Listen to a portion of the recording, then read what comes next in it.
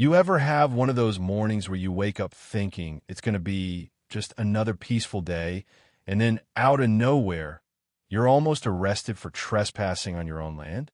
That's the kind of nonsense I found myself tangled in, all thanks to one neighbor whose hobby seemed to be dialing 911 like she was trying to win a radio contest. And let me tell you, if you think that's where this circus ends, oh, you're in for a ride. It started slow, like most disasters do.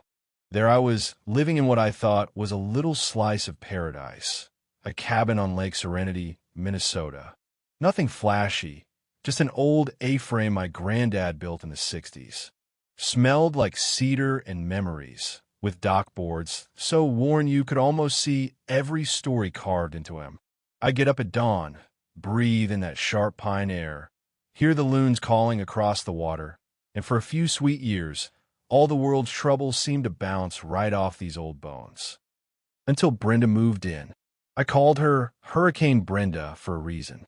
Picture this. She buys the biggest McMansion on the lake, a monstrosity that stuck out like a sore thumb in a row of calloused old hands. Within a week, she's out there parading around in blindingly white capris, waving at everyone from her pontoon boat, eyes as cold as lake ice in January, acting sweeter than anything that ever came out of Splenda Packet. But you know how some folks can smile with their mouths and threaten with their eyes at the same time? That was Brenda. The first run-in was almost funny, looking back. I was just sipping my coffee on the dock. Coffee's so good, it tasted like forgiveness when her boat revs up, slicing the calm to shreds. "Yoo-hoo! Hello there, neighbor," she calls out, pulling up with a folder and a plastic smile. "I'm Brenda Carmichael, Executive Estate." I about choked on my coffee. She starts rattling off about updated aesthetic standards and how my setup was dragging down community values. I stared at her, blinked, and just about laughed out loud. "Lady, my family's been on this lake since before you were born. There's no HOA on this property. Never has been." That's when the mask slipped. Her voice went colder than the bottom of the lake in December.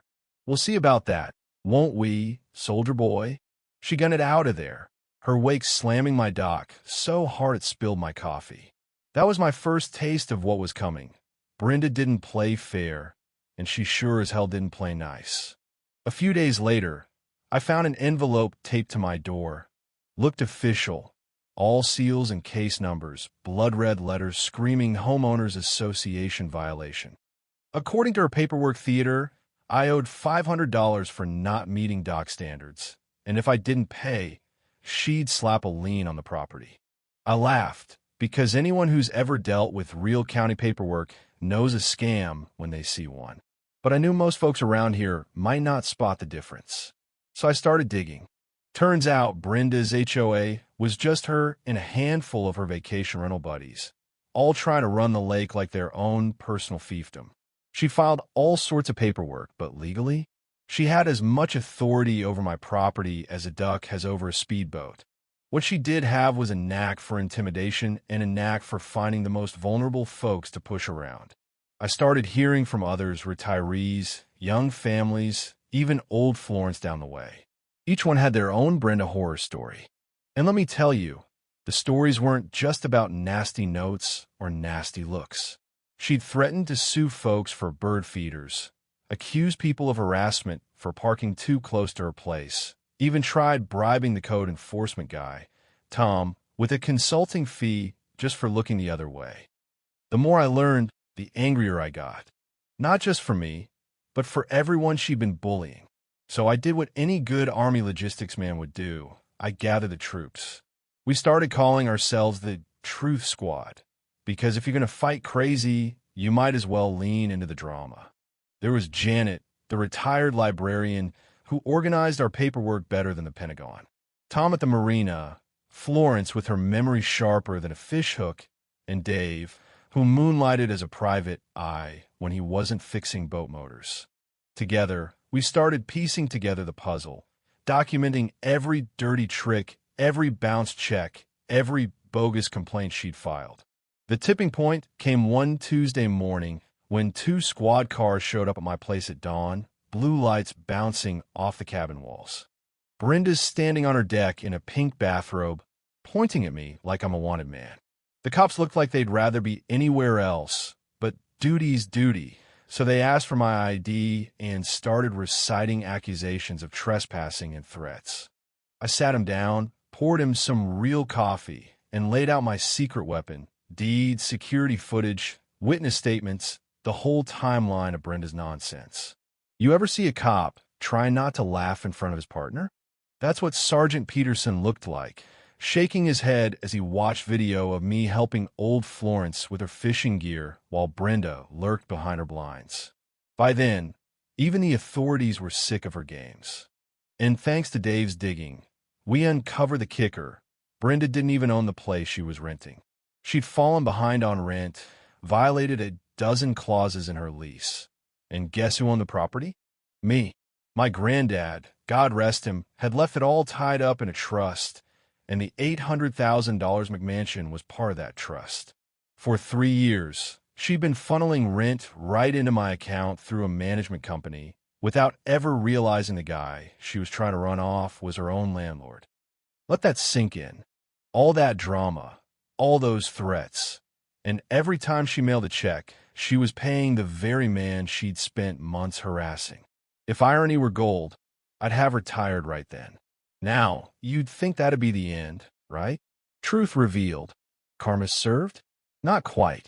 Brenda, faced with a wall of evidence and her own financial mess, doubled down. She tried to sabotage my fishing boat, got caught on camera. Tried bribing the zoning inspector, who wore a wire and got the whole thing on tape.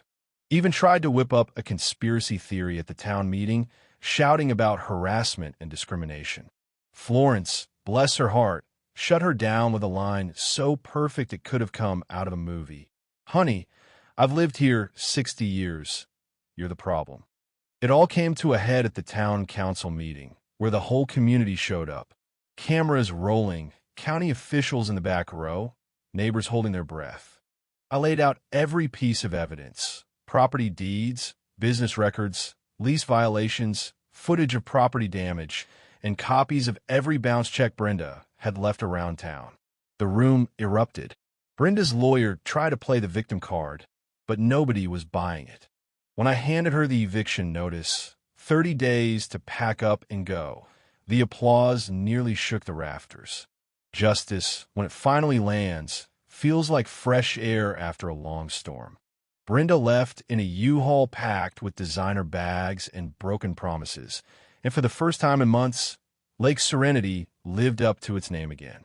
She got off with probation and a pile of community service. But more than that, she lost her grip on people who decided, once and for all, that enough was enough. Looking back, I realized the fight wasn't just about one stubborn woman or one piece of land. It was about a community drawing a line in the sand. We set up a scholarship fund with a surprise rent income, started real conservation projects, and, believe it or not, some of us even found friendship, and maybe a little more, where we'd least expected. Janet and I, let's just say organizing neighborhood revolutions makes for a pretty good first date. You want to know the real lesson here? It's this: you stand up for yourself. You end up standing up for everyone. Bullies win only when folks stay quiet. Document everything. Know your rights. And don't let anyone scare you with fake authority. It's amazing what you can accomplish with a few friends, a mountain of paperwork, and just enough stubbornness to see things through. So let me ask you, have you ever tangled with an HOA tyrant or a neighbor who thought they ran the show? Where's the line between protecting your peace and fighting back? Drop your stories below, because chances are someone out there needs to hear that it's possible to win. And hey, if you made it this far, maybe you're ready for your own war story. Stick around, share your thoughts, and remember, sometimes justice comes with the smell of pine needles and victory coffee at sunrise.